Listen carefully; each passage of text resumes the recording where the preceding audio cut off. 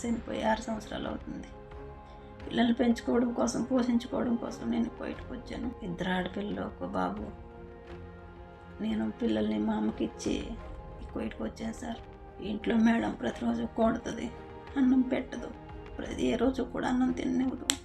మా అమ్మకు ఒంట్లో బాగాలేదు, నేను వెళ్ళిపోవాలి అనేసి అంటే, మేడం నిన్ను ఇక్కడ చంపేస్తాను కానీ ఇంటికి పోనివ్వను అని అంటుంది. నా పిల్లల దగ్గరికి నన్ను పంపించండి సార్. మీరు పంపిస్తారని ఇప్పుడు మిమ్మల్ని సంప్రదిస్తున్నాను సార్. లోకేష్ సార్. కువైట్లో పనిచేస్తున్న ఆంధ్రప్రదేశ్కు చెందిన ఒక మహిళ మంత్రి నారా లోకేష్కు ఒక వీడియో మెసేజ్ పంపించారు. కువైట్లో తాను నరకం అనుభవిస్తున్నానని, తన యజమాని తనను చిత్రహింసలు పెడుతోందని రోధిస్తూ ఆమె ఈ వీడియో చేశారు. సరిగా తిండి కూడా పెట్టడం లేదని కన్నీరు పెట్టారు. తన గురించి నారా లోకేష్కి తెలిస్తే ఆయన సహాయం చేస్తారని కొందరు చెప్పారని, అందుకే రహస్యంగా తాను వీడియో తీసి పంపిస్తున్నానని వెల్లడించారు. కాకినాడ జిల్లా గండేపల్లి మండలం ఎల్లమెల్లి గ్రామానికి చెందిన కుమారికి జగ్గంపేట మండలం రామవరం గ్రామానికి చెందిన వెంకటేష్తో 19 ఏళ్ల కిందట వివాహం జరిగింది.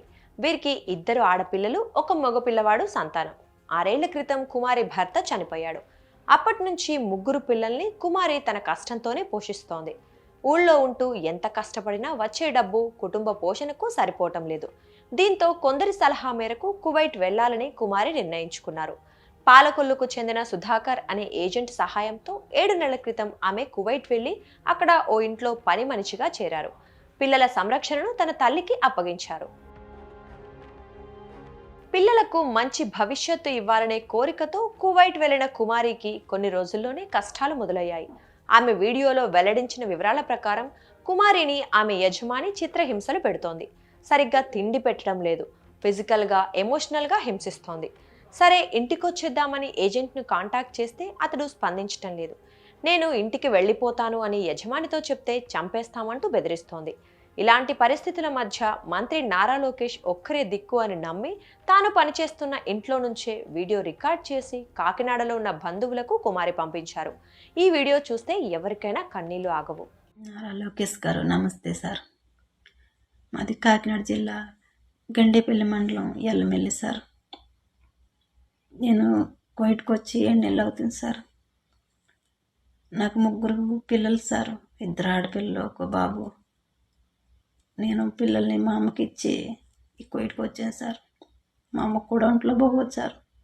మా అమ్మకి అప్పచెప్పి పిల్లల్ని చూసుకుంటుందని ఇక్కడికి వచ్చాను. నా భర్త చనిపోయి 6 సంవత్సరాలు అవుతుంది. పిల్లల్ని పెంచుకోవడం కోసం, పోషించుకోవడం కోసం నేను కోయిట్కి వచ్చాను. ఈ ఏజెంట్ని పట్టుకున్న మొత్తం ఏజెంటు మోసం చేశాడు సార్. ఇప్పుడు ఇంట్లో మేడం ప్రతిరోజు కొడుతుంది, అన్నం పెట్టదు, ఏ రోజు కూడా అన్నం తిననివ్వదు. పని 1 బాబమ్మ, 1 బాబుని చూసుకోవాలి, ఇంకో మనిషి ఉంటుంది పని చేసుకోవడానికి అని చెప్పి నమ్మని తీసుకొచ్చి ఇంట్లో చాలా జనం ఉంటారు, అందరికీ నేనే చెయ్యాలి, పని అంతా నేనే చెయ్యాలి. ఇలా మోసం చేశారని ఏజెంట్ని అడిగితే ఫోన్ బ్లాక్ లిస్ట్లో పెట్టుకుంటున్నాడు. వేరే నెంబర్ నుంచి చేసినా కానీ 2 లక్షలు కట్టు, 2 లక్షలు కడితే పంపిస్తాను అనేసి అన్నాడు సార్. మా అమ్మకు ఒంట్లో బాగాలేదు, నేను వెళ్ళిపోవాలి అనేసి అంటే, మేడం నిన్ను ఇక్కడ చంపేస్తాను కానీ ఇంటికి పోనివ్వను అని అంటుంది సార్. వెళ్ళి సార్ నిన్ను అక్కడే ఉంటే చంపేస్తారు సార్, నా పిల్లల్లో నన్ను కలపండి సార్, నా పిల్లల దగ్గరికి నన్ను పంపించండి సార్. మీరు పంపిస్తారని ఇప్పుడు మిమ్మల్ని సంప్రదిస్తున్నాను సార్. లోకేష్ సార్, నన్ను ఎలాగైనా ఇంటికి పంపించండి సార్. నాకు ఏ రోజు అన్నం పెడతలేదు సార్. నన్ను హింసించేస్తుంది సార్, హింస చేసేస్తుంది. 7 నెలల నుంచి కూడా టార్చర్ చేసేస్తున్నారు. ఏమన్నా మాట్లాడదామన్నా భయంకరంగా బాధ పెట్టేస్తున్నారు. ఒకసారి అయితే రూమ్లో పెట్టేస్తారు సార్. నాకు అన్నం పెట్టరు సార్.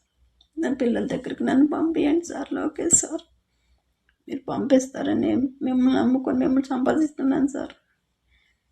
ఇలా చేస్తే మీకు అందుతుంది అనేసి చెప్పారు సార్. అందుకని నేను వీడియో చేస్తున్నాను సార్. ఇప్పుడు నేను వీడియో చేస్తున్నానని తెలిసిన నా ఫోన్ లాగేసుకుంటారు సార్. నన్ను ఎలాగన్నా కాపాడండి సార్. లోకేష్ సార్, నేను వచ్చి 7 నెలలు అవుతుంది సార్. 7 నెలల నుంచి ఇలా టార్చర్ చేసేస్తున్నారు సార్. నేను ఇక్కడ నోరు చేసి ఇప్పుడు ఈ వీడియో కూడా చేయలేకపోతున్నాను సార్ గట్టిగా. ఇప్పుడు నేను ఆ మాటలేని బండి అంటే కొట్టేస్తారు మళ్ళీ వచ్చి. నన్ను తొందరగా నన్ను విడిపోయండి సార్. నమస్తే సార్.